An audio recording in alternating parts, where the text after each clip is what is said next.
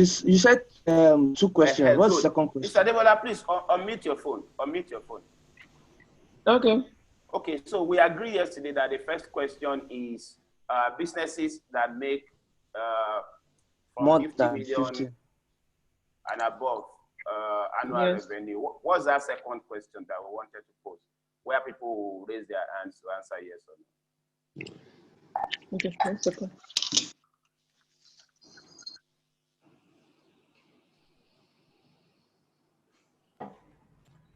It was 50 million, then we now said 100 and above. So the following was 50 million and below and 50 and above. So Okay. Just to do an audience polling to know if we have more of the 50. Though I have 100 written in my diary, though, by the way, so I'm not sure if it was 50 or 100 based on the notes I took. I think people who make 50 below will kind of be the majority in the class. Yes, we just want MSMES, to confirm that with data. Yeah. So let's stick it at 50. If you make more than 50 million naira in a year, please raise your hand. That will already segregate the class into those who make more than 50 and those who make less than 50. And from that number, we'll know the majority of people in the class, so that as we speak, we're now speaking to their own specific needs. Okay, is that just the two questions? So it's 2 in 1 actually. That's the first question. I thought we had a question around what was that? Yeah, when we get to the fundraising side, I think it will answer the same question, because they were worried about the strategies they can be talking about for people who want to raise money. The way an MSME will raise money is different from the way an emerging medium-sized business will raise money. So I think it will go just to get a sense of people in the room. That should be fine. I think that question should be fine. I think it should be fine. Yeah, because basically what she has, what we've come up with has included a bit of everyone. So that way. Okay. Okay, fantastic. Okay, so that's just one question. So when you ask the question, people can choose it. So which of the below describe your annual revenue? Option A, below 50 million naira. Option B, between 50 and 100 million. No, we can't hear you at all. I can't even see you. And then they can choose any of the two, right? You can't come in. Okay. Okay, Buki said she can't come in at all. Can you hear me? The video side. She can't come in on the. Because she said she's been talking and we can't see her at all on this call. I can't see her on the list of participants. No, she will be able to talk now. Somebody has to move her. She'll be able to talk now. Okay. Okay. Oh yeah, try again. They said they moved you into the room. Yeah, she needs a presidential pass. Yeah, say something. Let's see. Not yet. I'm hearing you through the phone. Are you unmuted? Are you even in? I can't see her on the participant list. No, Bukola is still showing as an attendee. She's actually been moved now. She's been moved now. Okay, she should be able to speak now. She should unmute her phone. She's still on. Okay, so unmute and talk now. Yes, I can. I believe I'm unmuted, but my video is still not working. First of all, any special setting for Zoom video? Maybe you allow Zoom to access your camera or something. Exactly. That kind of. So where am I going to do that? Because I use Zoom with camera all the time. Are you logging it from your phone? No, she's using a laptop. My laptop. Okay. Okay. Camera settings. Bro, can you make me host? Okay. Sister Buki, how are you? Good morning, sir. I'm very well. How are you doing? Very well, thank you. You've abandoned me. No problem now.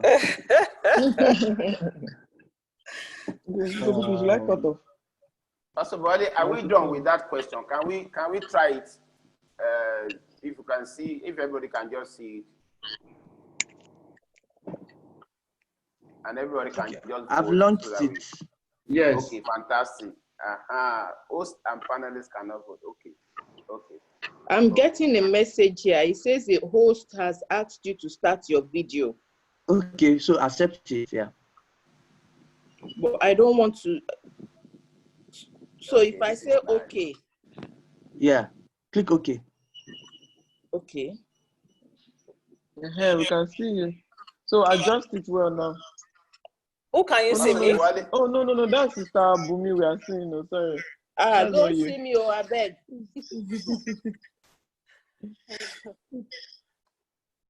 Sister Buki. Yes, sir. Have you accepted it? Yeah, I do. I can't see it. It's not showing on my screen. Okay. First of all, while that one is going on, I think we have a second question. Okay. Yeah. The second question is actually to say, how many people are actually going through a cash flow crisis right now? Okay. Just to drive home, we have made the assumption that everybody is in that bracket, but just to drive it home and get some participation from the people. So vote yes or no if you're actually going through a cash flow crisis in your business right now. Okay, I'll add it. All right, sir. Maybe we'll make it Maybe the first I want to sort out this Sister Buki's. Yeah, it's fine. We'll make it the first question. People, I'm the one that you have sent the request to. Okay. Why is our stuff running away? So it came to my screen and I clicked on it, start my video, but I still don't see, it's still giving me that error message, failed to start the video camera. Please select another video camera in settings. Buki, do you have any other device, just in case? Okay, I have to go and sort that out. I have to go and look for. All right. Okay. Whose laptop is doing the presentation? Mine is projecting right now. Okay. Do you have all the presentation on your own laptop? Yeah, we both have it, yes. Okay. Then, like we discussed yesterday, maybe if she can get another device and just log in and she can do camera, you can then move the slides so that the slide is sitting on your side, everything is fine. Then she can. But also, if she is not is there the option of sharing control at any point in time on, because Teams does that? I don't know if Zoom does that. I didn't get the question very well. To share control, so if I can share control with her such that she can also move the slides. Okay, I can also move the slides. Okay. Yes, there is that option on Zoom. Okay. But I think she will have to be the host, as it were, for you to be able to take a remote control of the system. Okay. Only host can. That's what I'm trying to look for. To take the remote control. I'm not seeing. Let me see. People, do you want to enable all parties?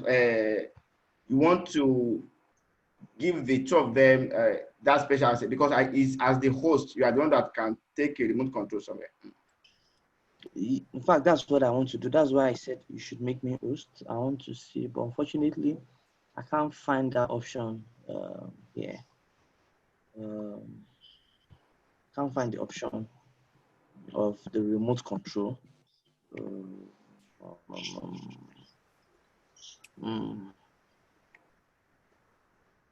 First of all, we also want to disable all participants from chatting.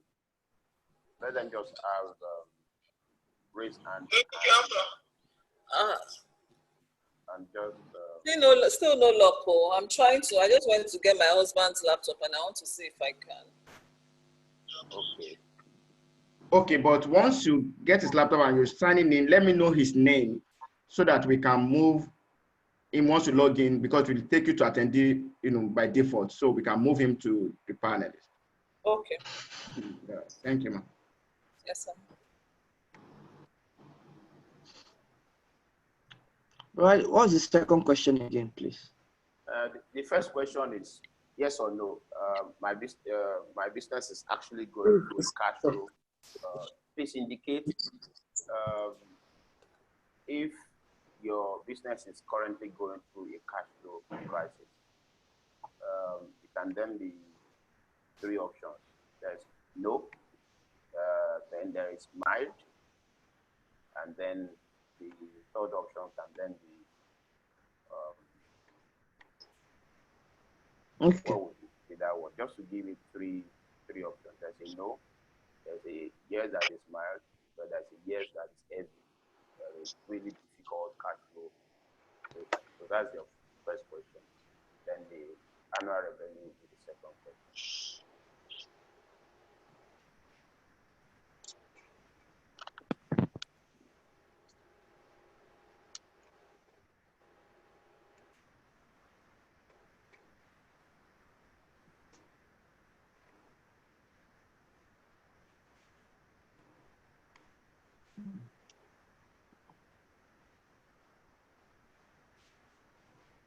First of all, can we please disable the chat room for participants? Okay. Yeah.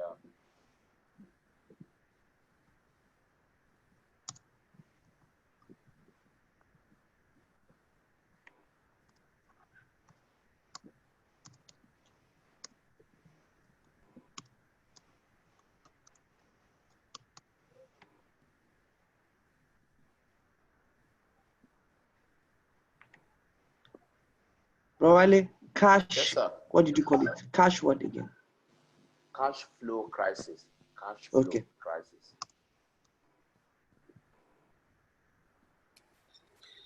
So I'm back in with the other laptop. Can you confirm that, or can you give me the access to What is the name? start my video? It's still Bukola Oladapo. Let me exit from this other one.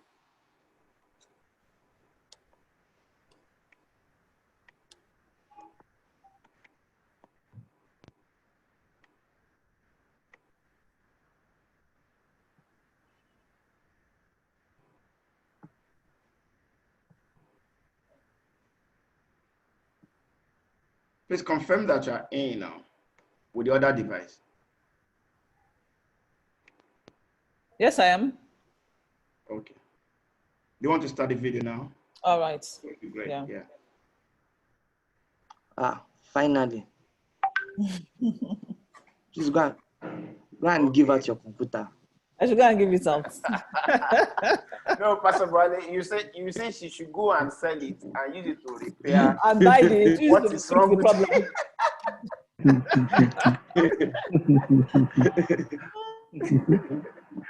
So, Sister Debola, the challenge is that I may not be able to project. Okay, let me see if I can send to this laptop. Okay.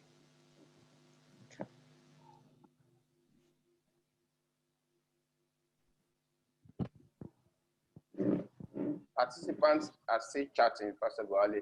They should go to Q&A to engage. Somebody is saying the audio is not clear.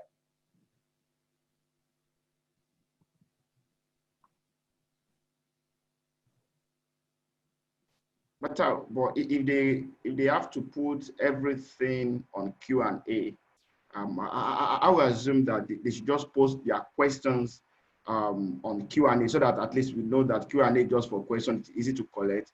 If we allow Q&A to be the main chatting option, then question may get lost in that. Okay. Okay, so we allow. So, Raw Independence, so who is tracking? Somebody should then be tracking the chat room for things like that. Because, like you said, there will be valid things on the chat room, like somebody just said audio is not clear. No, standby. Yeah. Okay, Yeah, we'll stand by. Body will be focusing more on the Q&A aspect, just to be sure that we keep track. Myself and Body Independence will be following on the chat room to make sure that we respond to some of the cases. Debola, good to see your face, by the way. Hey, good to see you too. Okay, are we good now? Everybody good? On a lighter mood, I'm guessing Pastor TJ is the Doctor Strange. Okay, so we PTD are and here. all these codes. Yes, okay now.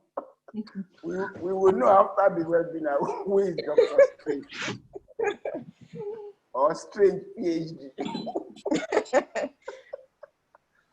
All right, so it's 10 o'clock and are we good to go? Yes. Okay. So good morning, everyone participating this morning. Happy Workers' Day, first of all. Today is 1st of May, 2020. Happy Workers' Day to every hard-working person out there, all of us on this webinar this morning. Happy Workers' Day. I'd like to welcome us to the second in the series of webinars being put together by the Elevation Church Entrepreneurship Development Team across all Lagos expressions. This is a global event, and we want to thank you for logging in today. The focus of today is business finance, and we'll be looking at how to manage cash during crisis. We've put together, eminently qualified professionals, to walk us through today. They will be sharing practical experiences from their work. This is what they do on a daily basis, so they will be sharing from the wealth of that knowledge. We have Bukola, Financial and Transaction Advisory Manager from KPMG. We also have Adebola, who is a manager in the Treasury Group in Zenith. I will be moderating. I work as Investment Director at ARM, Agribusiness Fund Managers. And our hope today is that you can take away, tangible tips on how you can manage your cash during this crisis period. We'd like to emphasize that if you have questions should go to the Q&A section only for administrative convenience, so that our panelists can address the questions and we can be able to answer. If you put questions in the chat room, there's likelihood that we'll miss it out.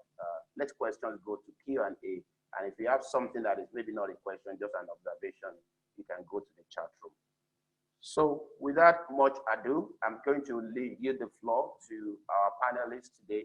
I will allow them to introduce themselves, and then they'll walk us through their presentation, which will be for about 40 minutes thereabouts. And after which we'll then go into the Q&A section. So over to you, Bukola, and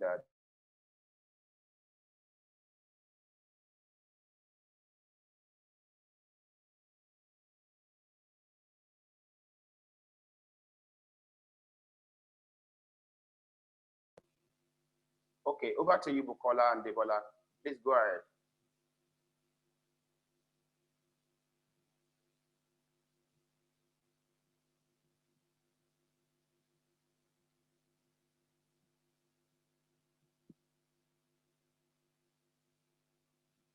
Okay, Pastor Boale, we need to unmute Bukola and Debola so that they can go ahead with their presentations. Okay, good morning, everyone. My name is Adebola Owede, and it is indeed an honor for us to be here this morning. First, I would like to thank my church, the Elevation Church, and my pastor, Pastor Godman Akinlabi, and the entire leadership of Elevation Church for this wonderful opportunity. This morning, Bukola and I will be taking us on cash management during crisis. The key objective of this webinar for us is to answer 3 salient questions. The first question is, how do I manage my business's cash during this period? And in this section, we will dwell on ways to develop a cash management plan and to ensure that we manage cash flow effectively during this crisis period. The second question we would look at is what finance options are available for us this period. And my co-presenter, Bukola, will be taking us through the different funding options that are available and how we as business owners can actually take advantage of them. And lastly, we'll be looking at, okay, so what next? Having gone through this session, how then can we position our businesses going forward? So to lead me to this section, I would like to use this quote by Michelle Bachmann, which says that small businesses are the backbone of the economy. Looking at the current situation we are facing as a nation, I would say that it is a case of double whammy. Nigeria is currently impacted by the global twin shocks, which is the COVID-19 pandemic and the drop in oil price. The effects of these twin shocks affect every aspect of our economy.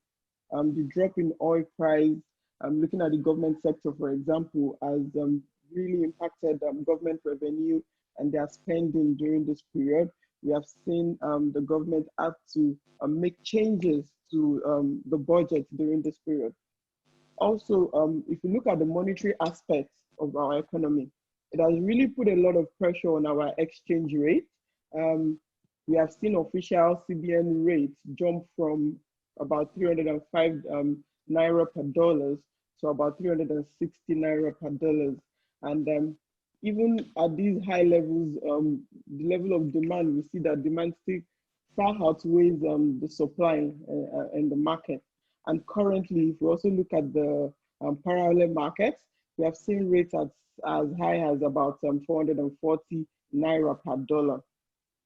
Also coming down to financial markets, we have seen impact through the decline of foreign portfolio investors who mostly have taken flights to safety during this period and are chasing more safe haven currencies than naira at this time.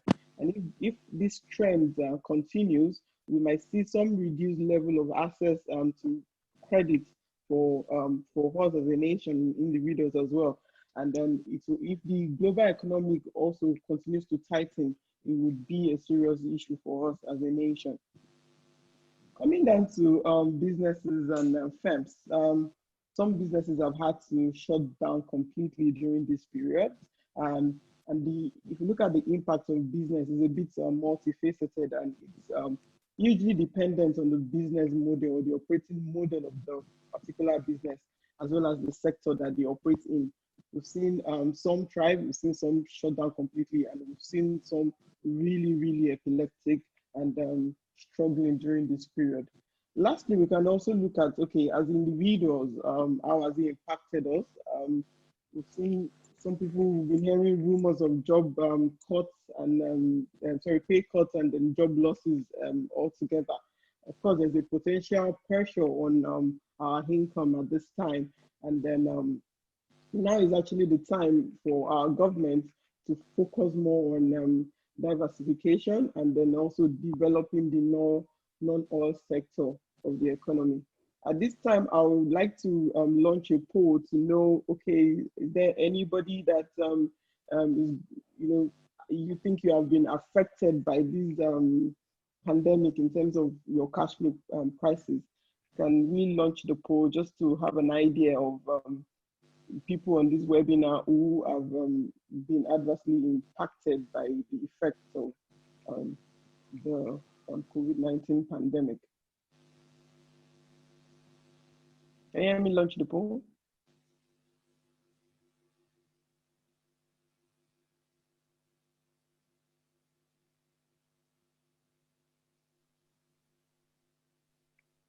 So while the poll is going on, we'll see, just to have a fair idea, we'll come back to that.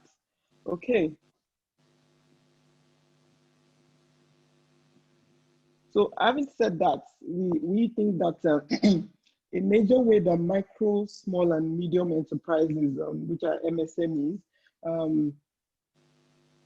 they play a very vital role in diversifying the economy, as they make up about 84% of our labor force and contribute about 49% to Nigeria's gross domestic product. Looking at the statistics and then looking at this slide, it shows that about 59.7 million people are employed by MSMEs. Okay, and then and also 43% of micro enterprises are owned by female entrepreneurs. I mean, that's not surprising. And then the number of the MSMEs in Nigeria is about 37 million. Also, in these statistics, you can see that the age bracket that dominates this space is between the ages of 24 and 50 years.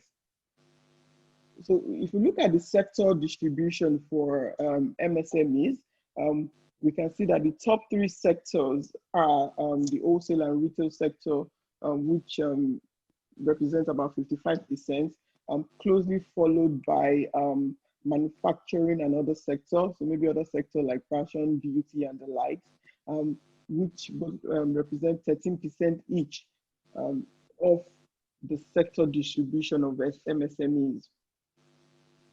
In terms of finance options, let me remove this from my screen. Okay. In terms of finance options, the three major sources of financing for MSMEs are funds for business associates, which represent about 38% of funding, followed closely by credit, loans, or debt, which represents about 23%, while government intervention represents about 19%.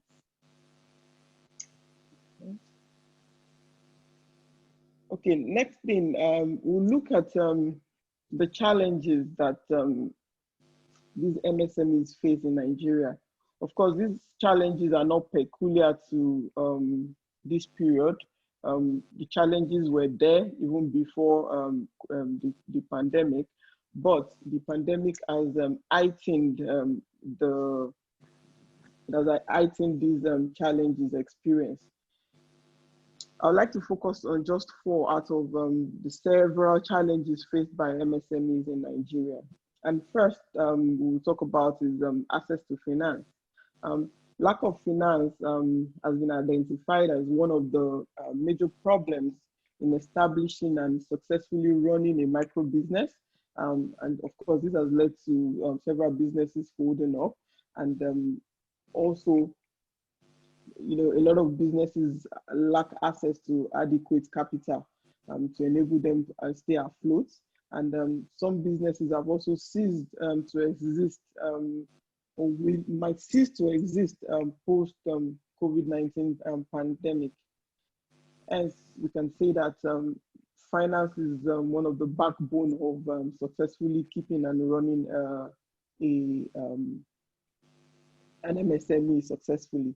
In terms of inconsistency, in terms of looking at inconsistency in government policies, I think sometimes in year 2005, the federal government of Nigeria, through the central bank, they introduced this microfinance policy. And of course, the aim of this policy at that time was to create a sustainable and credible microfinance banks who would then be able to mobilize and channel funds to MSMEs. However, over the years, we've seen some come and some die across the way. We've seen a lot of restructuring in that sector as well. And then we've also seen a lot of mergers and acquisition. But really, we can say that in terms of its impact, it's been more like it has provided partial financing to this sector. Some people complain of huge interest rates and conditions that are tied to accessing funds from some of these microfinance banks. Of course, the problem of poor infrastructure cannot be overemphasized. The poor state of infrastructure in the country has been a major obstacle for the growth of MSMEs in Nigeria. Only a few entrepreneurs can actually survive without power. Of course, we know that the power supply situation is epileptic and irregular.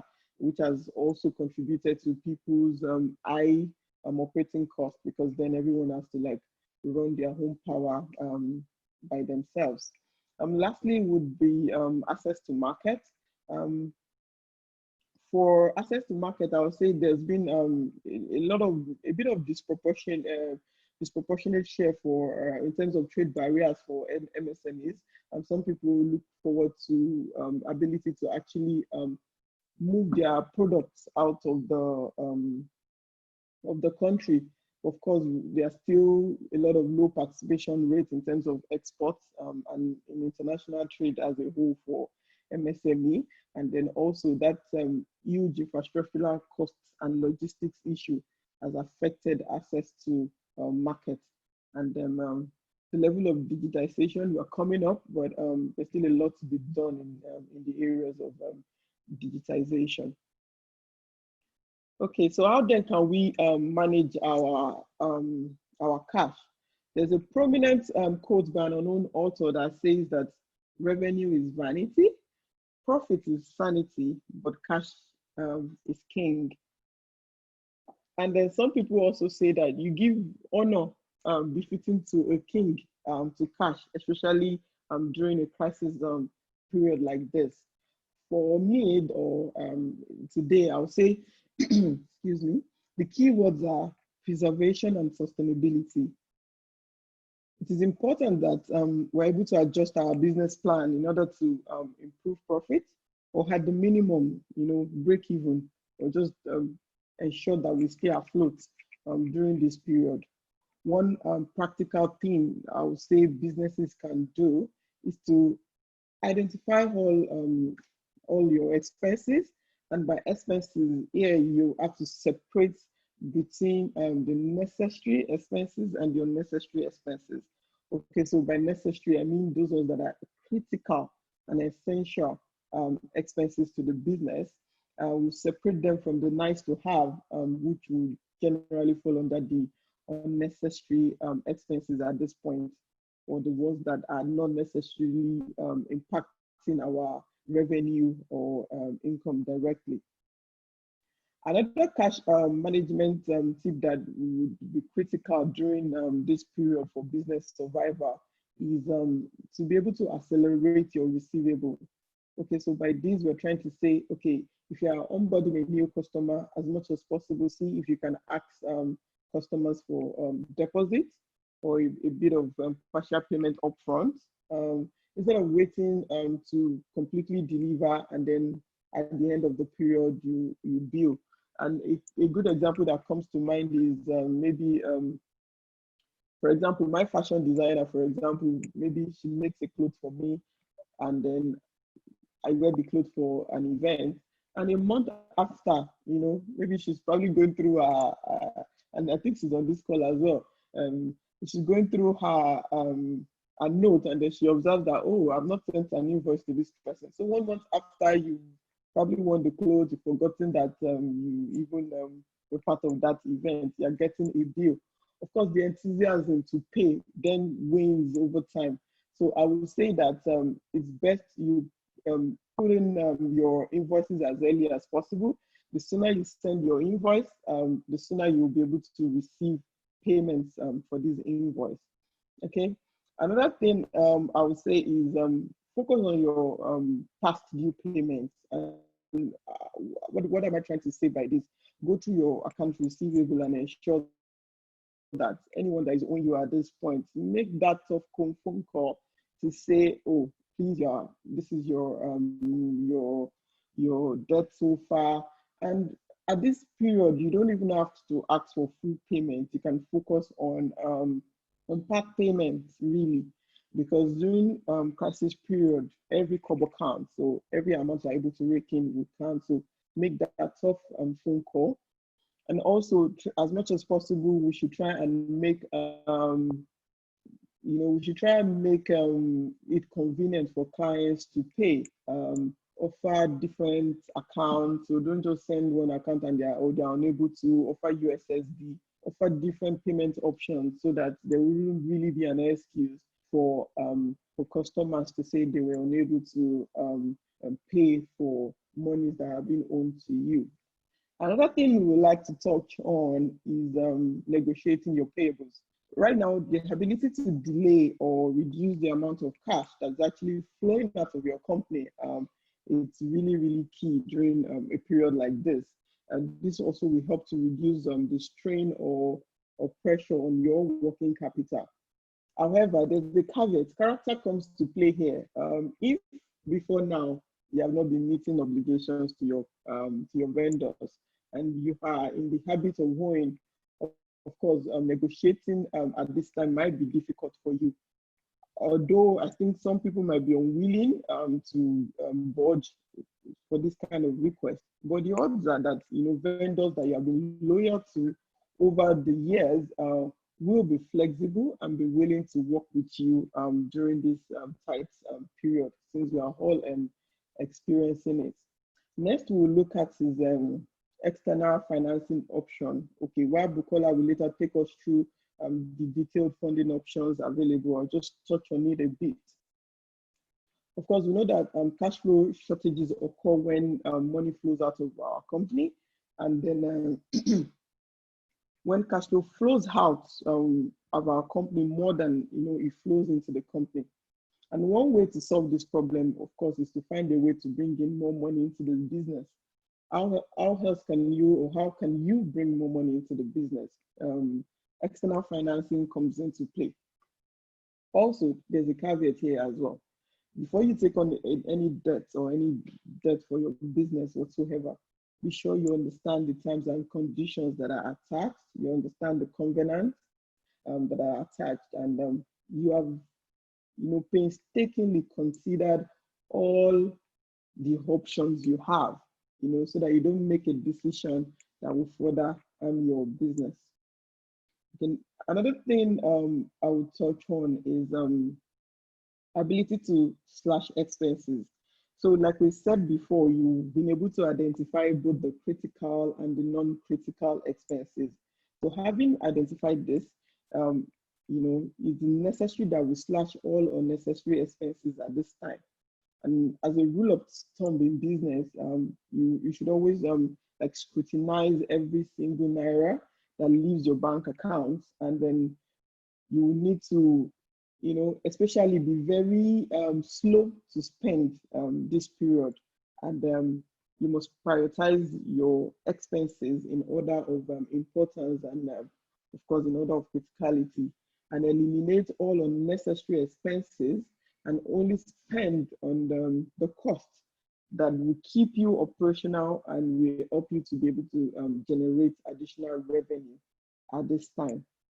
Okay, lastly, I'll talk on non-essential assets. Of course, this is more of a temporary measure. So in addition to cutting non-essential expenses, you can offload some non-essential business assets as well. Like I said, it's a temporary measure, but it can be effective in raising quick cash in case you're in a fix at a point like this.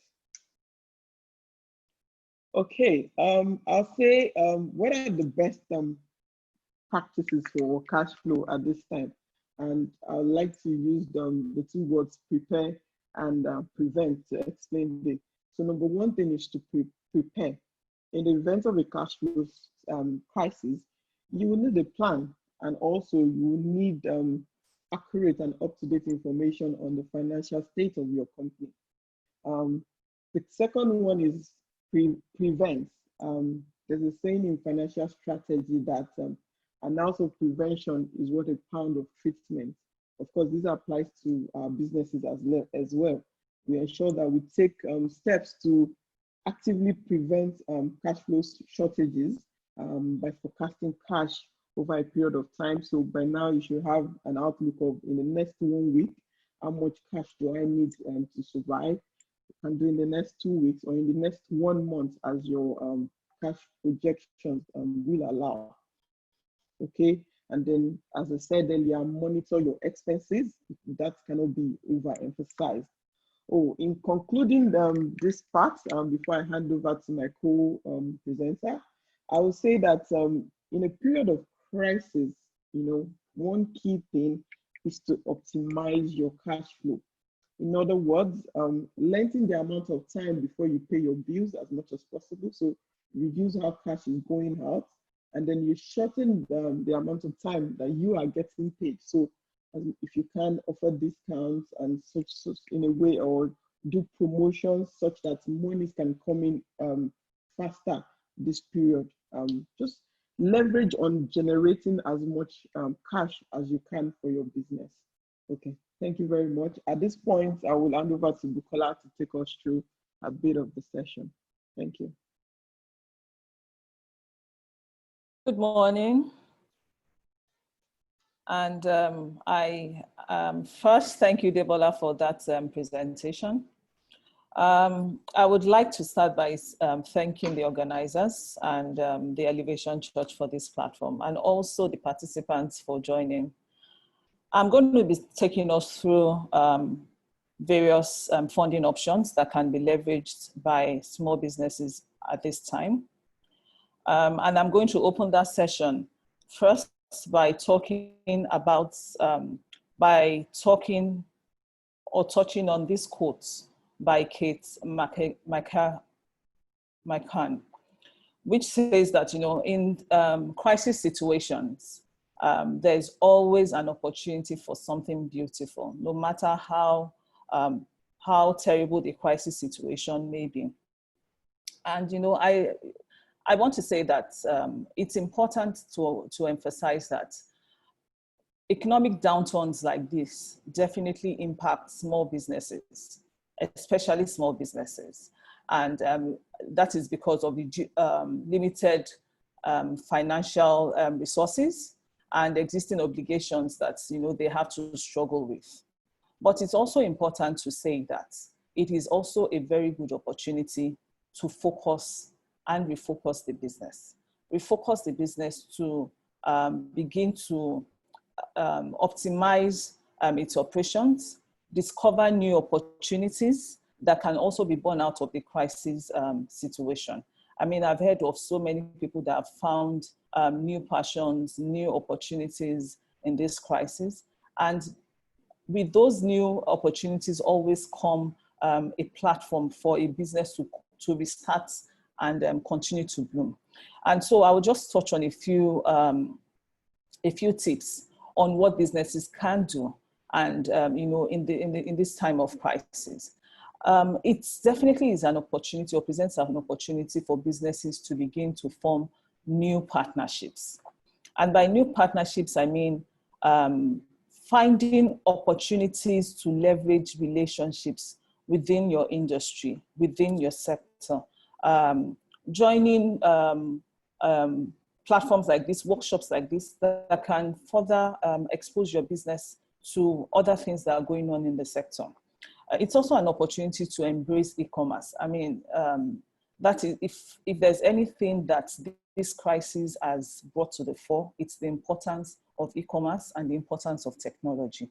It's an opportunity for businesses to begin to build their digital community, i.e., you can go online, provide free webinars, provide content online that can draw attention or traffic to your online community, and as a result, build on your current platforms. It's also an opportunity to take a step back and reconnect with your stakeholders. And by stakeholders, I mean your suppliers, your customers especially.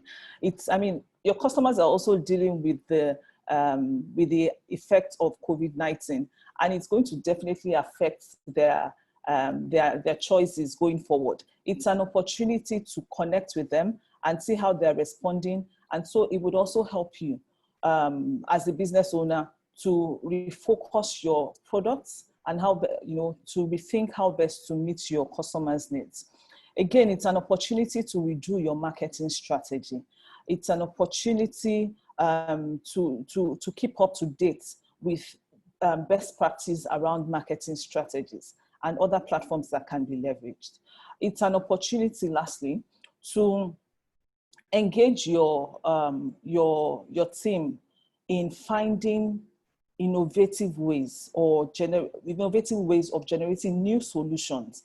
And on the back of the new solutions, I mean, I would really like to dwell on that, because new solutions may be the new avenue or the next level for your business. So thinking about new ways of diversifying your business, new and innovative way of doing things, it is one critical opportunity that any business can leverage at this point.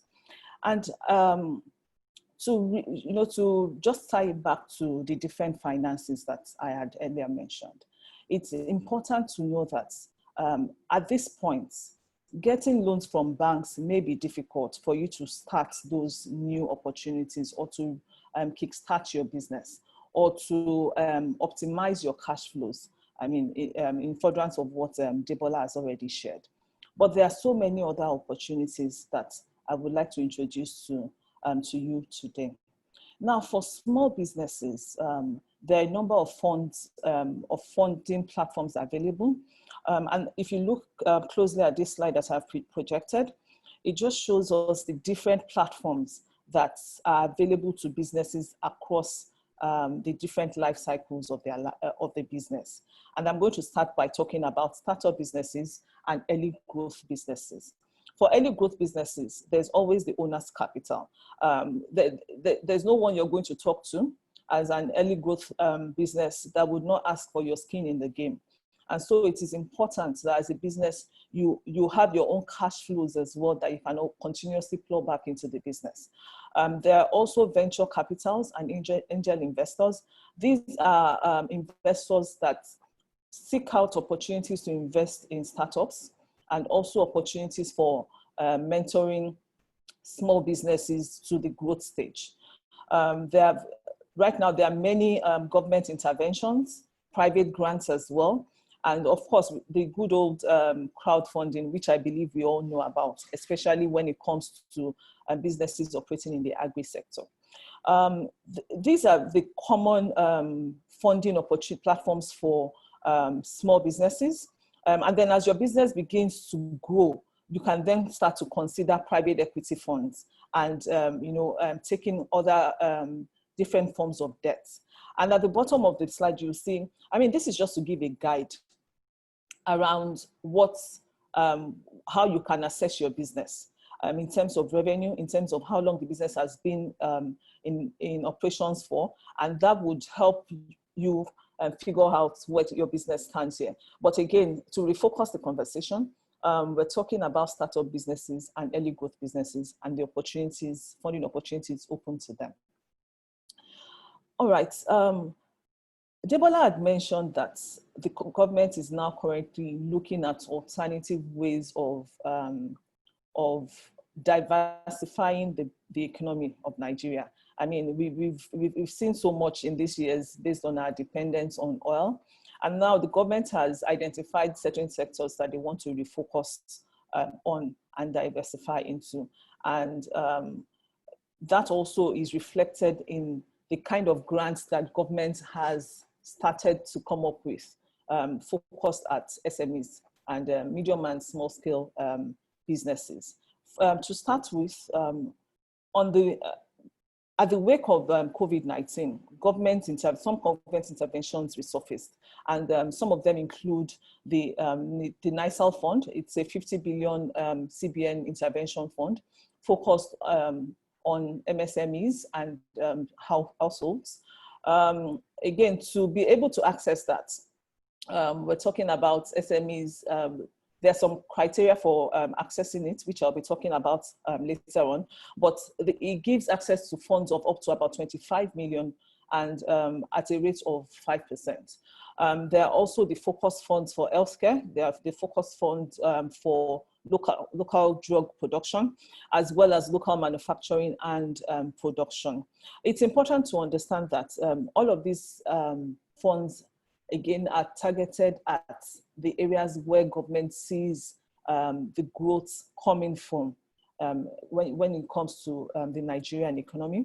And also it's a very good platform for accessing funds that at very cheap rates. If you had to go to the bank, there's no way you will get a bank funding that would be anywhere below maybe 17% at this point. But these are very cheap funds, easily accessible, and I'm going to be taking you through the different criteria for accessing at least the NISA and later on the BOI loans. So for the NISA, it provides up to about 25 million naira, like I said. It's a 50 billion loan targeted at households and MSMEs. Its eligibility is for businesses that have verifiable evidence of business activities, existing business activities, and that are able to provide bankable plans about new opportunities. I talked about new opportunities. If you're able to provide a bankable plan about your new opportunity, then this is the fund for you. There are a number of collateral requirements, which are not, they're not too much of a ask, but sometimes you also find that you probably, as a small business, you need help putting some of these things together. The terms have also been clearly drawn. I'm going to be sharing this slide afterwards. The interest rate is about 5%.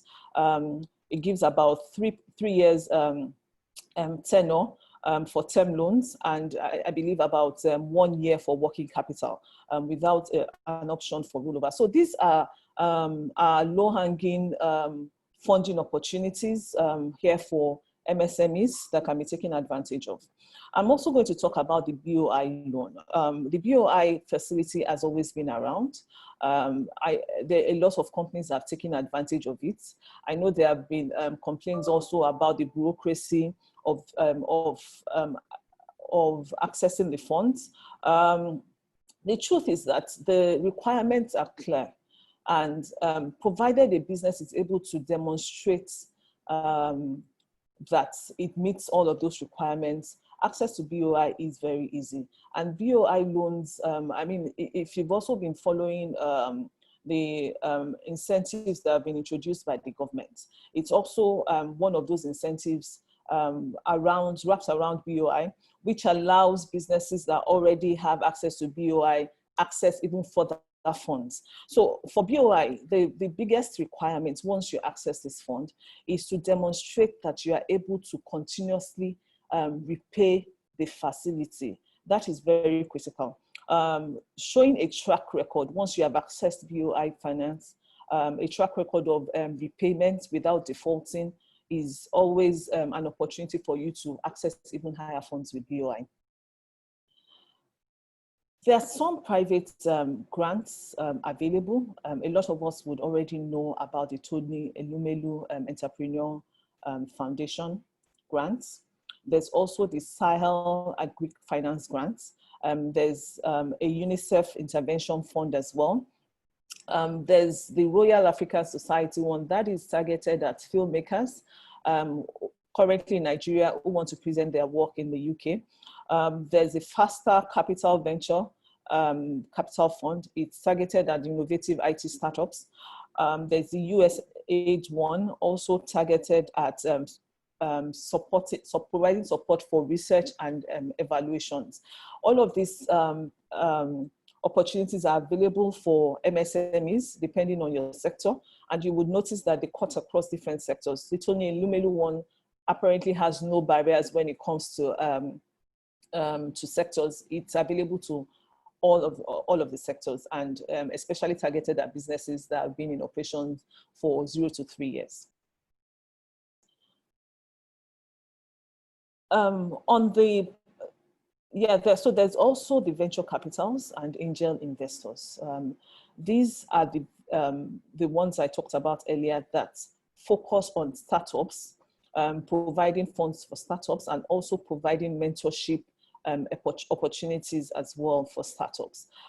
It's a very great opportunity for MSMEs also to latch on to these investors. They're easy to locate. A lot of them are always on the prowl looking for opportunities and business ideas to invest in. And so if you, I would send out some links that can help you follow some of them. If you're able to follow them, you will find that they have pitching events and activities or events targeted at identifying business opportunities. I think previously I had interacted with Rising Tide Africa. That one is targeted at women, apparently. But a lot of these other ones targeted at fintech, targeted at different businesses, are also platforms for MSMEs to raise funds. What they look for are basically a business model that is bankable, a business model that is scalable, a business model that demonstrates an understanding of business, basic business tenets, things that demonstrate that, you know, the owner of the business has carefully thought through the business model. The owner of the business understands its business, his or her business, and is able to demonstrate that he understands it. He understands how customers behave and customers' responses to its business. All of those are very critical things that you need to demonstrate to an angel investor, all packaged in your business plans. The market size of the business, I mean, that can be current market size, that can also be the scalability of the business. All of those have to be demonstrated by an MSME to be able to attract the interest of angel investors. I will go, yes, and on the next slide, this basically focuses on how you can position yourself for all these grants, venture capital funds, and angel investors. It's the same thing all around. And it's important because I have observed that the pitfalls for most businesses is that they really do not know how to package their businesses. Some business owners know their businesses so much, but they still do not understand the importance of packaging it and putting it all together in a way that makes sense or shows the bottom line to these investors. I want to emphasize again that investors are interested in how they can recoup their investments in your business. So you must be able to demonstrate a line of cash flows. You must be able to demonstrate to them that there are potentials in the business and there are potentials to scale up the business from where it is currently. Okay, so I'll just take us through these different stages very quickly. It's important that you prepare and plan. And you know, that feeds in also into your business plan. I'll spend some time to talk about this. When you, as a business owner, want to approach investors, it is important that you let your investor know that you have a knowledge of the business. And by the business, I mean the market in which you operate.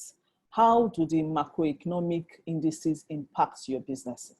How is your business doing? Or this is the business idea, how is it doing, or how is it going to perform when compared to other businesses of the same nature in the market?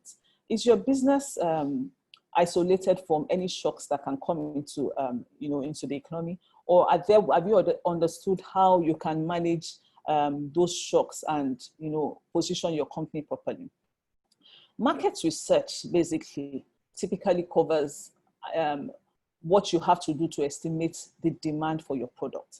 How much work have you put into determining where your demand will come from? What is the total universe of people that are likely to subscribe to your product? Which ones do you think are still available for you to take up? Because of course, for the most part, you will find that there are other people already doing something or addressing that need in a way. What exactly is your own unique proposition? All of those things have to be packaged together in your business plan. When you have done that, it helps you estimate your volumes, which will then drive the revenue numbers. So once you determine your volumes, you have to also estimate your price. What's the best price that you would be able to place on your products and still make reasonable revenues? All of those have to be put together in what we call a projection. That projection is what will show your investor how soon they can begin to recoup their investments in your business. how early on your business can break even, and when they can expect to start getting returns on their investment. All of those things need to be carefully put together in your business plan. Your business and operating model is also very critical. What are the platforms that you need to deliver on your products? The IT technology you need, the kind of people, how are you going to staff your business? What is your route to market? How do you intend to deliver on your products? Have you considered your logistics? Have you considered the most optimal way of reaching your customers? Or are you thinking customers will come to you? It's important that you articulate all of those thoughts and put them down in your business plan, because that is the way you demonstrate to your investor that you have thought about everything and you have been able to conceptualize and put together a business plan that is bankable. Now, when we talk about bankability, there are a few things that also need to be considered. As a banker or someone that will be evaluating your projections, you need to demonstrate to them that you have the necessary expertise in your business, that you have formed the right partnerships, technical partnerships, whatever partnerships you need to be able to grow your business, to be able to deliver on your business ideas, that you have considered all of those as well. It's important because it then tells your investor that you have very well thought about it, and that they're putting their money in the best hands, in the hands that understand what they need to do and will be able to deliver. In return, the investor would also do certain things. First is they will carry out their due diligence, because they need to diligence the partners or the promoters of the business. That's called integrity due diligence. They need to look into the background of those people and be sure that, based on their past business dealings, they are trustworthy people and they have some level of integrity. They would also be checking your business. If you have an existing business operation and you're looking for further investment or injection into that business, they will be looking at your past performance of your business as well. So I'll wrap up by saying that it is important that you understand your current business and you're able to demonstrate that to potential investors that are asking to come into your business. If it's a new business venture, it is important to demonstrate that you have done your research and you understand the business in and out. You know where the pitfalls are. You already have your mitigating factors to ensure that you don't fall into those pitfalls, and that you have carefully thought about the numbers. The numbers are very important. If I must say to your investors. Having said all of that, I would like to say that it is important that as we all go through this financial crisis at this point, because it's on a daily basis appearing that it's turning out to be a financial crisis. As we go through it, it's important that we do not let any of this go to waste. Debola and I have talked about so many things that you can be doing, and we'll further be engaging during the question and answer. It's important that you take out learning points. You are thinking of how to reposition your business, and I will summarize it by saying that agility is very critical for your business.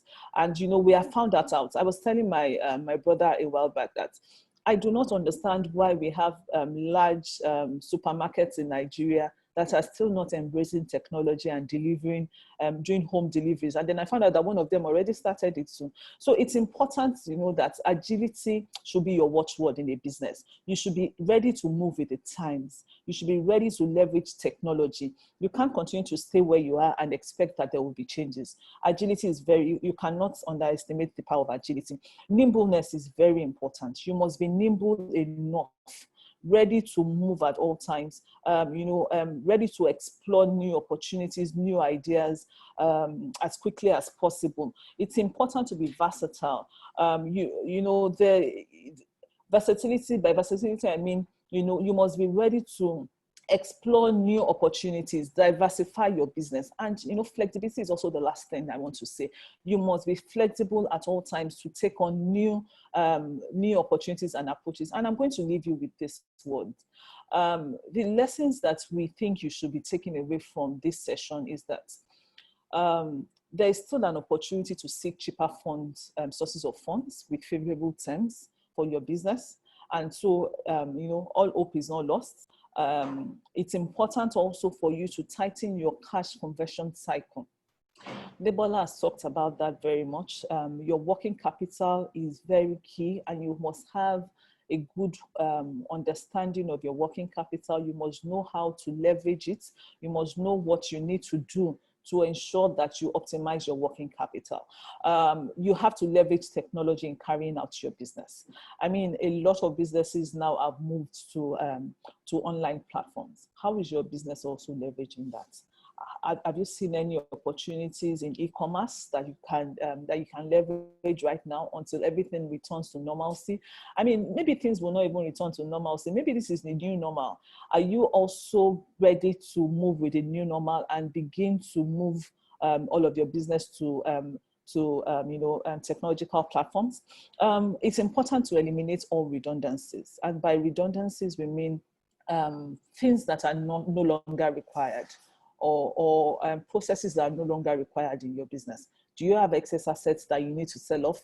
Do you need to restructure your workforce? Are there things that need to be done to eliminate redundancies in your business? This is the time to start thinking about them. You also need to consider alternative revenue streams. I was talking to someone in the course of the week, and you know, this person had invested in a business that has generated zero revenues in the last 2 to 3 months because of the kind of business that the company is into. And, you know, we then started to talk about this, that, you know, if the company had thought about other platforms that, yes, are related, but still different in a way that, you know, a single crisis will not crumble all the business operations. Maybe that business will still have a source of income right now. And so the business has had to make very drastic decisions at this point. So what I'm saying is that it's a good time to consider alternative revenue streams and begin to explore those. Be more flexible in your approach to business. There's no one way. If you are in a business, you have to always consider new approaches and be flexible. And with that, I want to say thank you for listening, and we're available to take questions. Thank you. Right. Thank you so much, Debola and Bukola. That has been an awesome delivery. Thank you very, very much. We're going to move ahead to the Q&A section. But before we move, we just want to have a quick poll. Everyone participating, a poll will come up on the screen right now. We would like you to please answer so that we can get a feel of the diversity of people in the room. So the poll will launch right now, but I'm going to pose the first question while the poll is going on. Or before I pose the question, there's a quote that I heard recently, and given that, look, we are Christians in business, we are first Christians before we became business people. That quote says that good times build confidence, but bad times, they build character. And I just want to, you know, speak to all of us on the webinar this morning that it's time to really build character. It's really a test of, you know, our Christian faith that right now, you know, things are not as we thought they should be. But it's an opportunity for us to really build a good character. And that's really why we are here this morning, you know, sharing tips that can enable us, you know, to run with that vision. Having said that, let me take the first question, and I will direct it to you, Bukola. I mean, thank you for all that you've shared with us this morning. Awesome strategies. But I just want to ask one question before I then go to the Q&A section. The general thoughts right now is that the macro environment is really bad. You know, recession is imminent. Government is crowding out the private sector in terms of borrowing. Recently, the government decided they were going to borrow 850 billion naira locally rather than in the original borrowing plan. They were supposed to do it externally. How do you see that impacting on businesses right now who needs to approach what you call the option of external financing? How do you see those government crowding out, the private sector in terms of raising that money? And similar to that is that these interventions, NASAL and all of that, how do you see them in terms of access? So it's easy to have them, on the website and all of that. From your experience, you mentioned BOI. So talk a little bit about access to those facilities. Thank you. All right, thank you for the question. The truth is that in crisis situations, the very first thing that goes away is debt, because the banks are also trying to protect themselves. They're not certain that the businesses can continue to sustain the debt level that they are taking. And so you see them tightening they're tightening the measures around giving out facilities. And so I would not expect that a bank loan would be the best thing for a business or a small business at this time. However, there are these loans or these intervention funds, like that, these NISAL and the BOI intervention funds, which are typically unlended funds that are given out through the banks. And what you find, in my experience, is that the level of legwork is of twofold. There's first the one that needs to happen at the BOI or CBN level. I must tell you that in Nigeria, there are relationships that need to be built at those levels. And then there's the one that needs to happen at the bank level as well.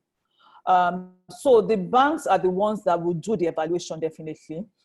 They would ask for a due diligence to be done. Most of the times when they ask for the due diligence to be done, the business will have to be the one paying for that due diligence.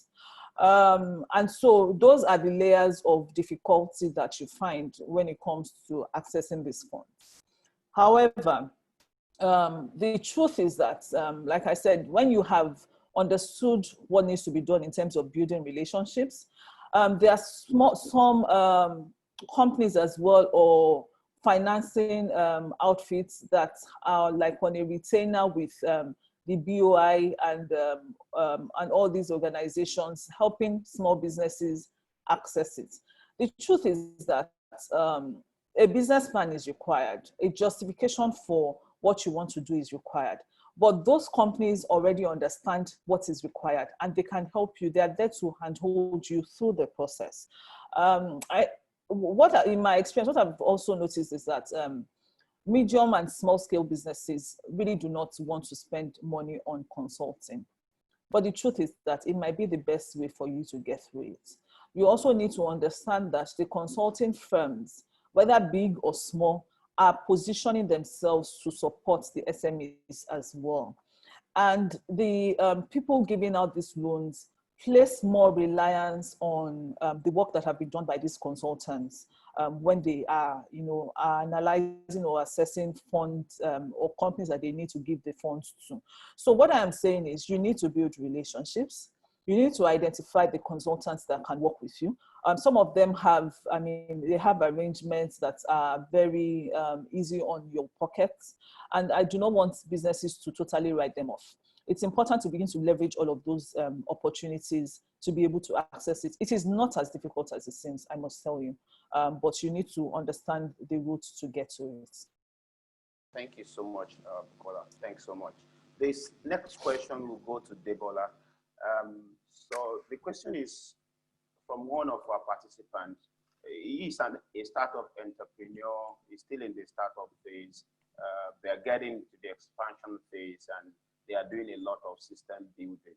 He's asking, how can he practically, manage cash flow, given that he is not an accountant himself?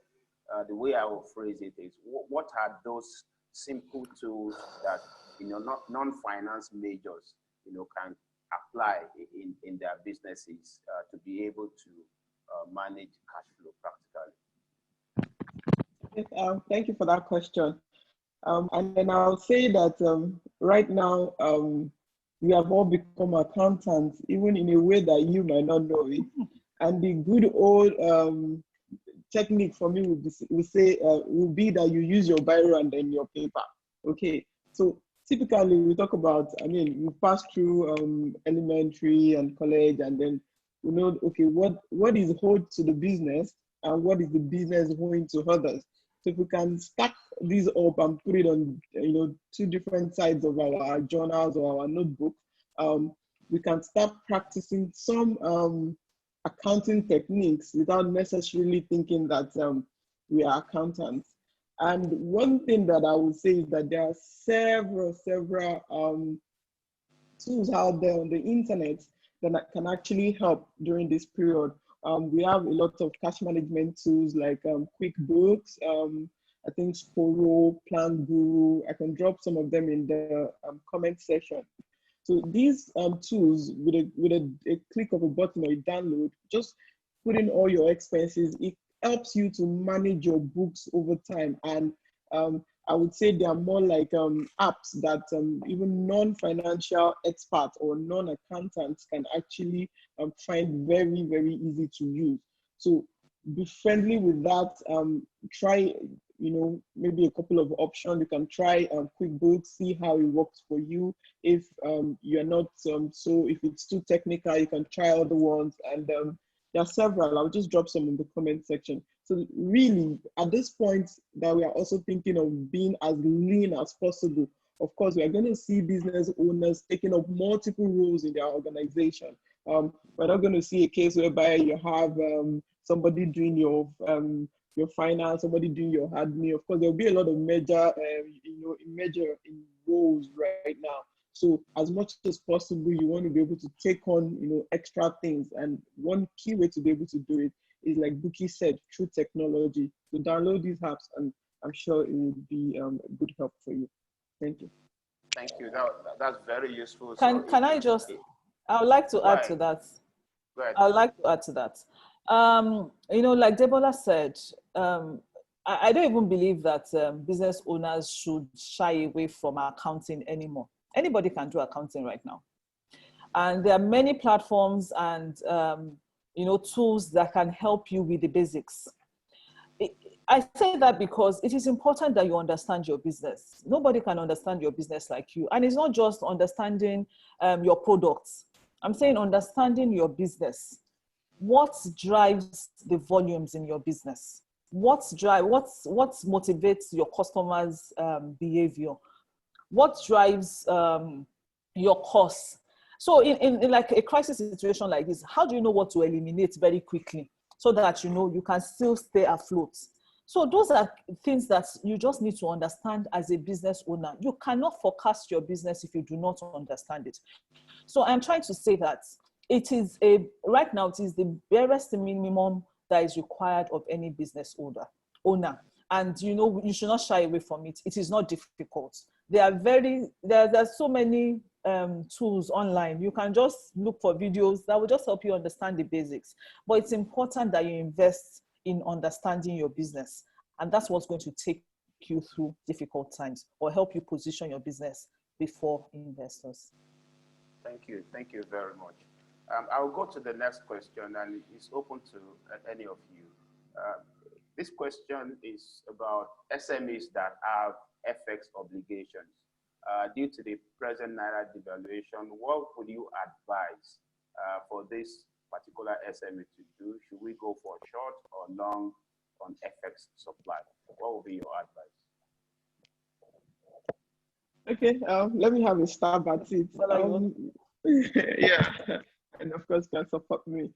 For me, I mean, at this point, I would say that right now you're in the middle of the crisis. Albeit, you know, before now we will have said for everyone that has FX obligation, it's always best to hedge your risk. And of course, there's several ways of hedging that risk. We have the futures market and the forward market where you could have, you know, done this ahead. But right now you're in the middle of it. On this call, I don't know your complete situations. I'm not going to say, oh, go short or go long. as the economy is easing gradually, of course, we've seen several publications from CBN on how, like last week, they started selling invisibles gradually to the market. And then the CBN said that as soon as the borders are opened and then there's room for air travels, they're going to open up other, FX channels and sales to BDCs as well. So I would say that right now, if you can delay this obligation as much as possible, at least till when FX become available, because the truth is that because of the high level of demand, of course, it's really a scarce commodity right now, and of course, you will probably be buying at the rate that demand is using to chase that supply. So let me not say I don't want to use the word at a high rate or at a premium, because no one can determine what that rate is. But of course, if these channels, as more channels become more available in the economy, so by the time they start selling to BDCs, by the time people start making more school fees payments, the dollar will find a new reverting level. It will find its own new levels based on the forces of demand and supply. And based on this, I would say that if you can delay this obligation as much as possible until that period, it would be nice too. Otherwise, if you have other sources of sourcing through friends who live abroad or through other means that you can source for these effects, then I would say go for it. That's all for me. Fantastic, thank you. I just want to add to that. I have a portfolio company within my oversight that the strategy right now is to say, how can we export and generate dollars so that we can match dollar for dollar? So the FX exposure is there. You cannot control the exchange rate. It's a macro. It's external to your business. But what we can also explore, apart from what Debola and Bukola shared, is to see how can we sell internationally, and then we can have dollar proceeds that can then help us, edge better on the FX side. That's what I want to add. The next question, I'm seeing a few questions that are related to what the speakers have already, mentioned. I'm seeing somebody asking for funding options available to SMEs. We'll say, look, the slides will be available on our portal, www.elevationng.org/TCED. We'll make it available, and then you can study it more.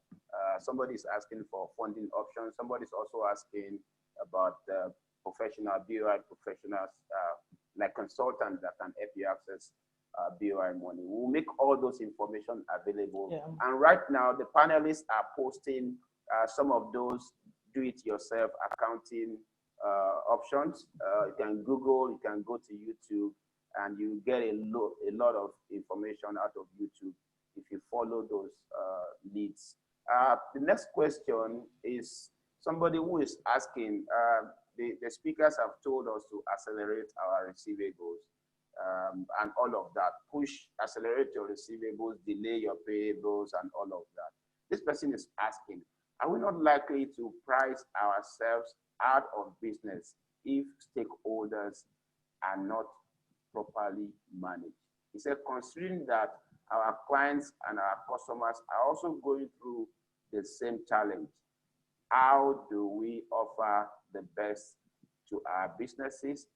And are we not pricing ourselves out of business if stakeholders are not properly managed? How will you respond to that? Okay, I think the joke will be that, of course, if your supplier is on this webinar, and then so all of you are trying to to change the same set of all of you are trying to change the same set of strategies, then how do we forge ahead? For me, I mean, I was just having a chat with someone, and then I was saying that the midpoint is actually what is key. Okay, so we have to bear in mind that I mean, both of us are using the same strategy. And so as I'm expecting money, say for example, I'm expecting money in 10 days. I'm expecting money from you in 10 days. I'm also expected to pay somebody else.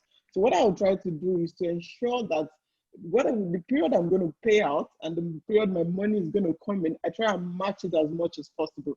So if I hold Bookie an obligation and I'm expected to pay Bookie in 10 days, then I will ensure that if Ndeko is owing me, he should also pay me on or before that 10 days, so that as much as possible, I can match my, my asset and my liability, and ensure that I'm not sourcing funds from other, sources to actually meet this obligation. So basically, just stay in the middle as much as possible. As you're negotiating on this side and you're getting feedback, you're also negotiating on this side, and you're trying to match your negotiations, as much as possible. So I don't know if Vicky has anything to add to that. Yeah, absolutely. I think, the only thing I want to add on top of that is that it is important to also communicate. I think communication is at the heart of everything that we have sort of discussed today. Because the truth is that everyone is going through something right now. And all we are all trying to do is manage our businesses to ensure that we continue to stay or survive until all of this passes away. And, if you have built a relationship with your stakeholder over time, your stakeholder understands that, they have done business with you and you have stood true to your word in the past years. If you're asking for some concession at this point and, helping them understand exactly how long you expect that concession for, it shouldn't be a challenge. And it's the same thing for your customers as well.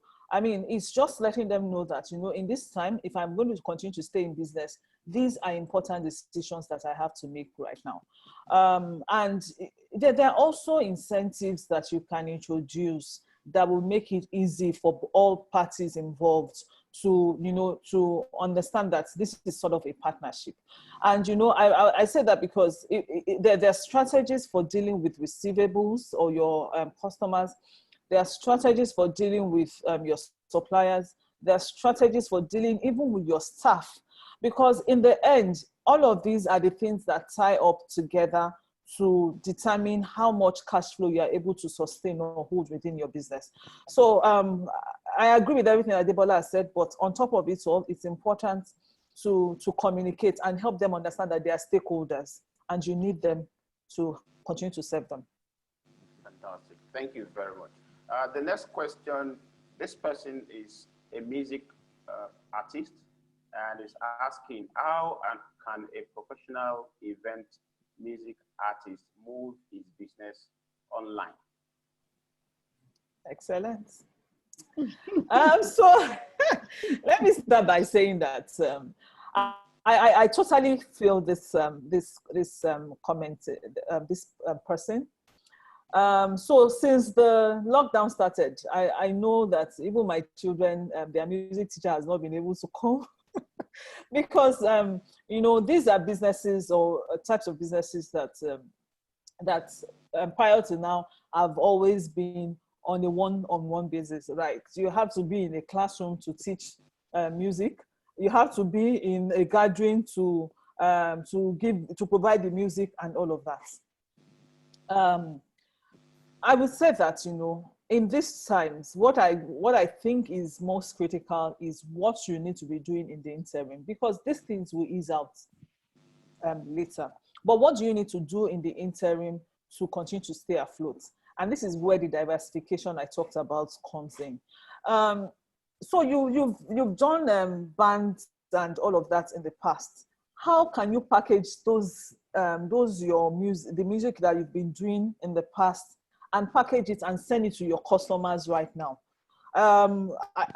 Maybe it's recording, doing a recording, a studio, whatever it is that you have to do now. Make your music available. Partner with a platform, so that for everybody that downloads your music or logs in, there's some tariff or something they have to pay, no matter how small. It's just about thinking about innovative ways of delivering the same service. I know a lot of people now, and like I said about content, providing content online. I know a lot of people have been doing DJ services online. They will just say, okay, there's I hear there's one app called House Party app, and all these things that people are doing online now. You know, they say they meet online and they club online right now. Did you even know that? So I'm just saying that, you know, these are different things that people are coming up with to continue to, you know, maintain that contact with their customers, to continue to grow their online community, to continue to leverage e-commerce and digital platforms. You just have to think about and do your research as well.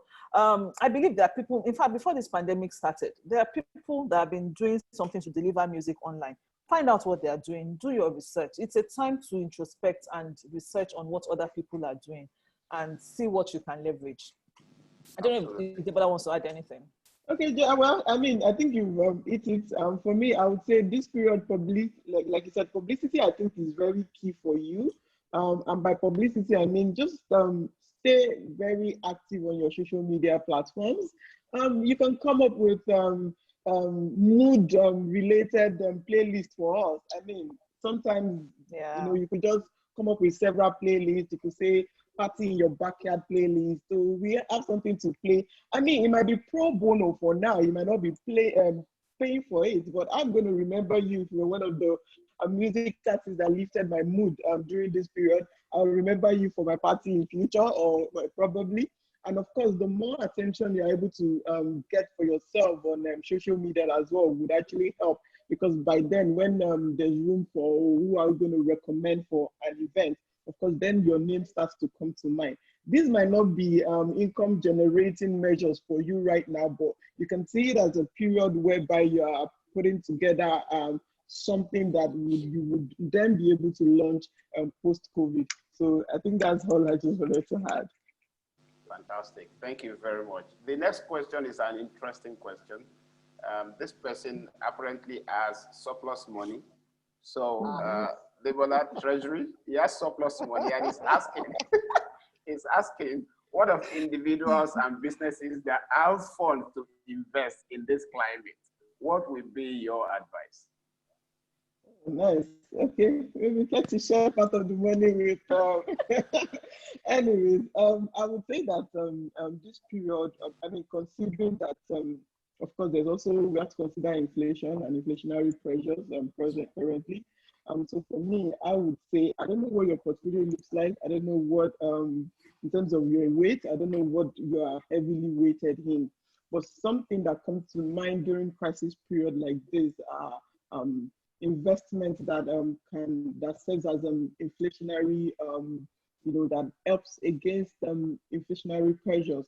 So what do I mean by this? I mean there's some form of investment you will do now. Say inflation is about 12.2%, and you're like investing in an asset that is say 12%. Automatically, if you look at the real value of your money, it means that there's probably a loss of about 0.2% in process.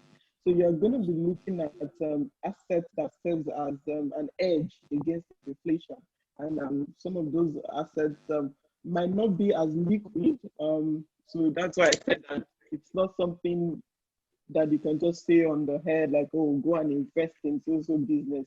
No, of course, you'll have carefully considered your risk appetite, and you'll have carefully considered other assets that you have in your portfolio. But rule of thumb is, what are the assets that serves as inflationary edge?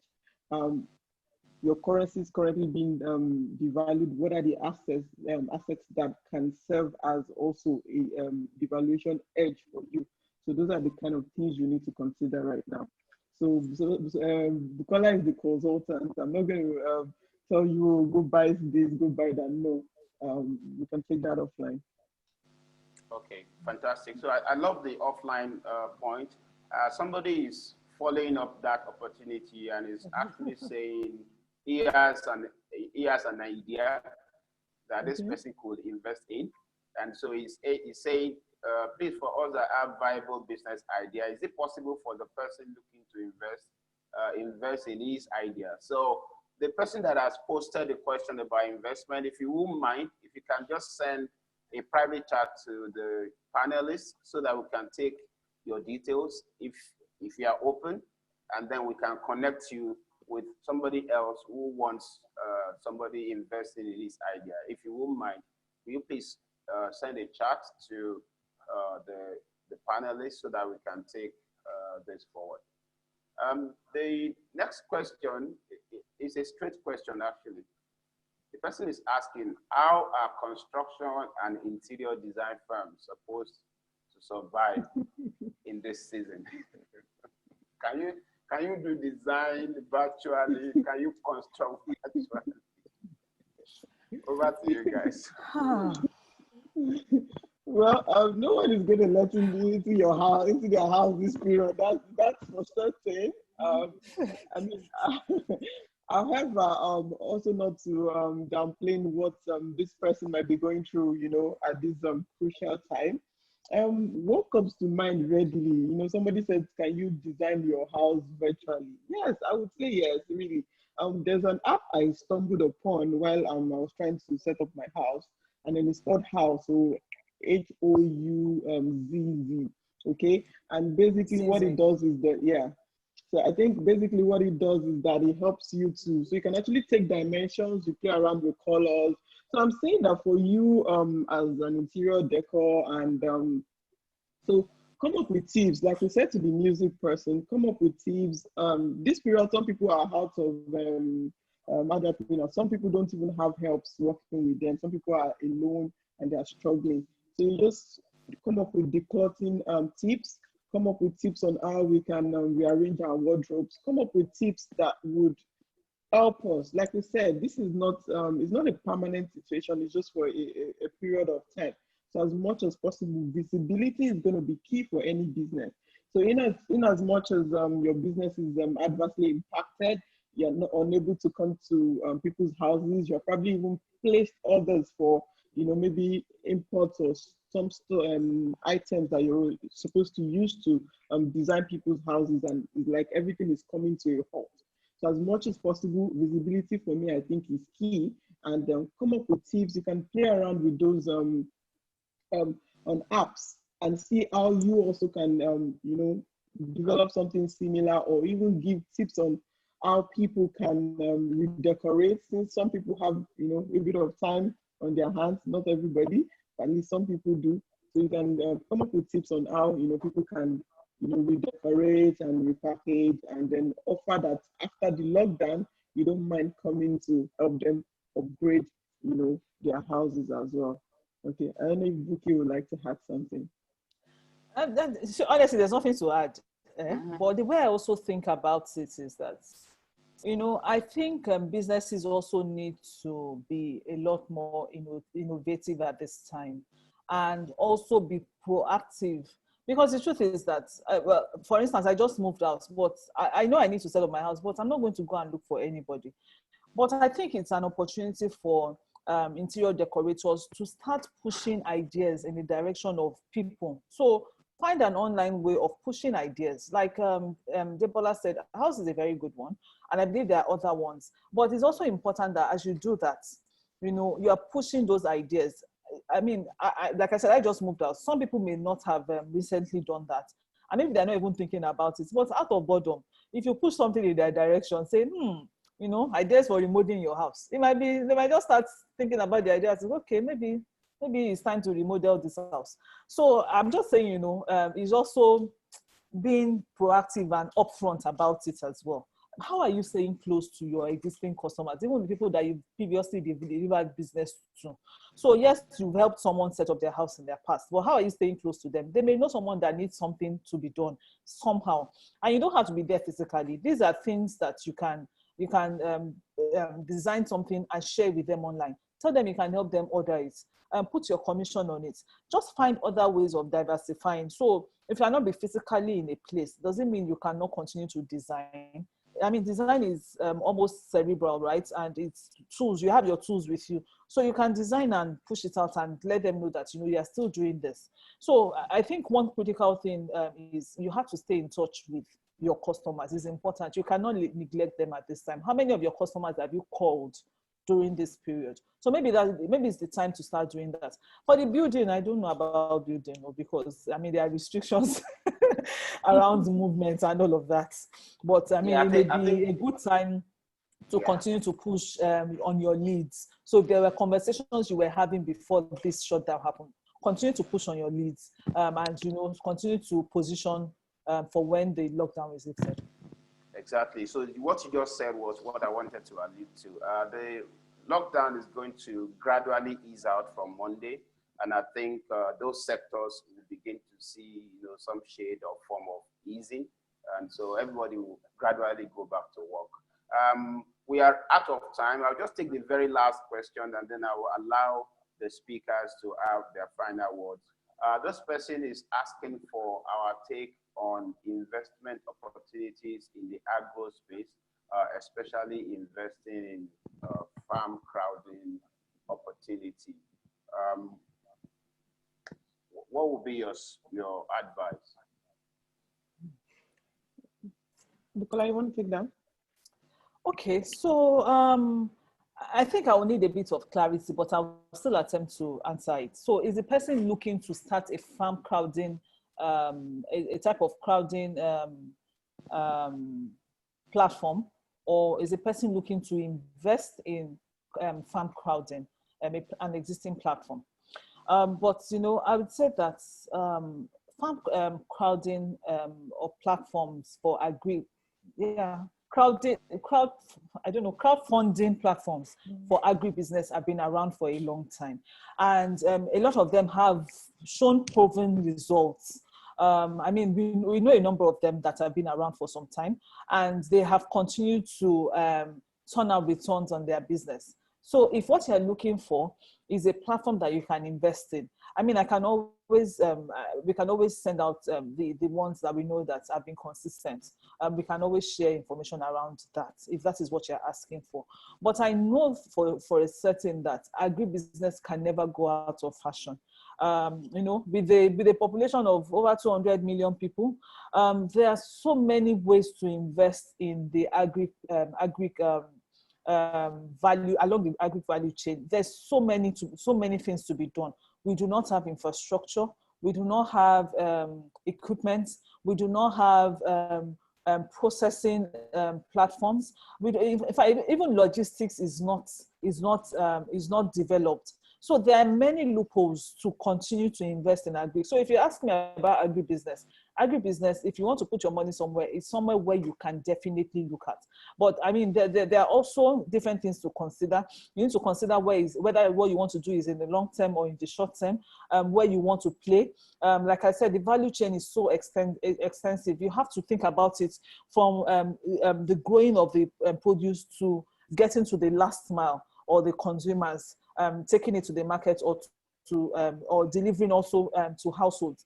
For instance, I've been having food delivered to me at home since this lockdown. So I'm just saying that there are so many ways to invest in agri, and you have to consider all of those. So there's, like I said, I've talked about logistics, I've talked about transportation, I've talked about the processing, I've talked about infrastructure, equipment. There's so many ways to invest. So if you're thinking about agriculture, it's definitely the right thing to do, but you need to do your research and be certain about where along the value chain you want to invest. If you're thinking about a farm crowding platform, setting up one, you need to understand how it works very well.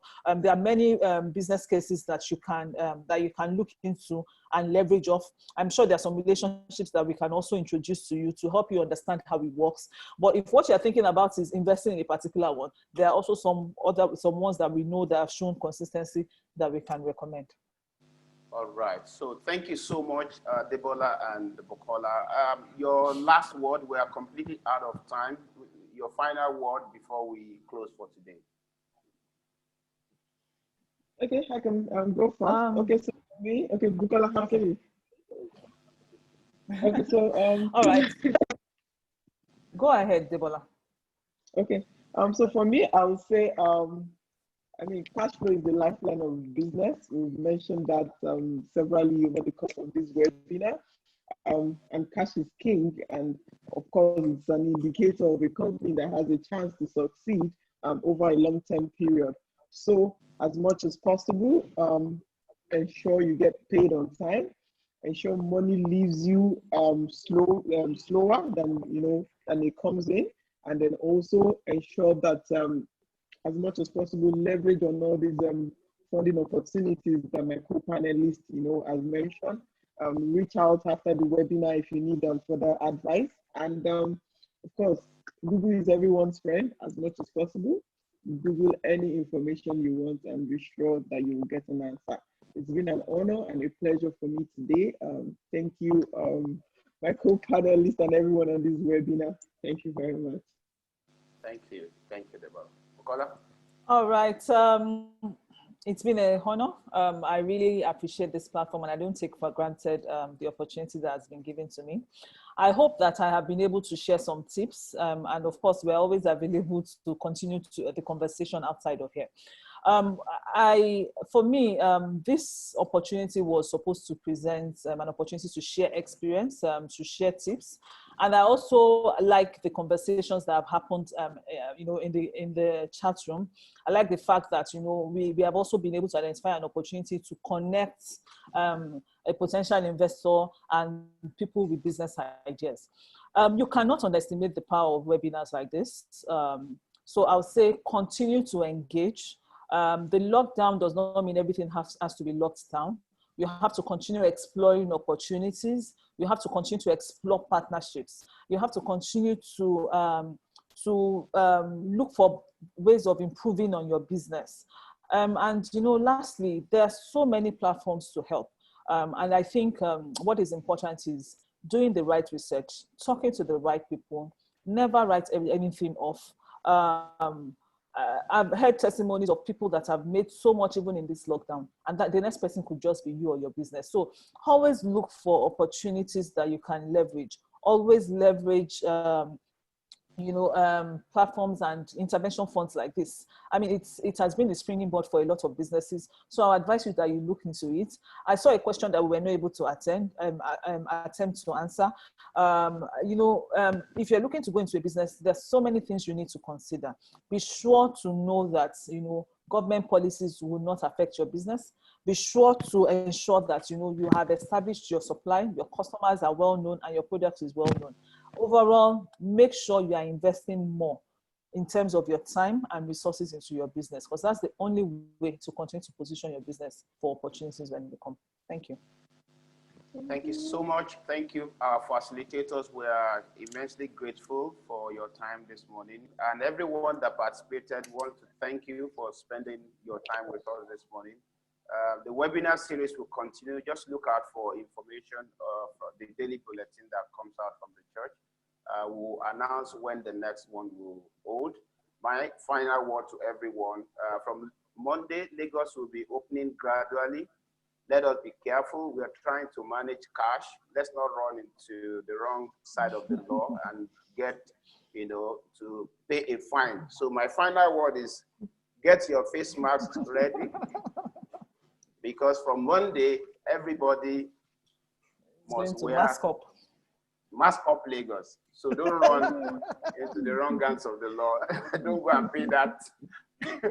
That's cash money to pay fine somewhere. So everyone, thank you very much. It's been an awesome morning with everyone. We'll see you again at the next webinar. Thank you very much. Thank you. Thank you.